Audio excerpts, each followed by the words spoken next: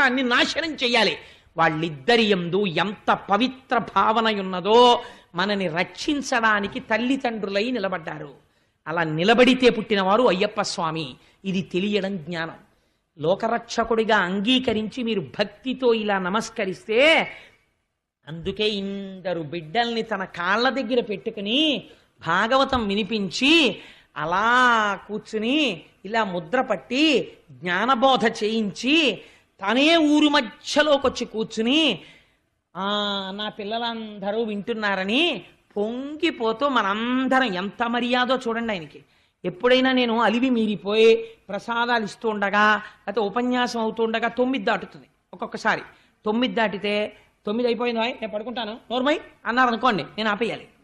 కానీ ఆయన అలా అనరు. 9 అయిపోయినా సరే పిల్లలు మంచి విషయాలు నేర్చుకుంటున్నారు, వాళ్ళు ఎంత ఓర్పో చూడండి, కూర్చుని వింటున్నారు, నేను ఇప్పుడు ఏం పడుకోక్కర్లేదు పర్వాలేదు అని కూర్చుని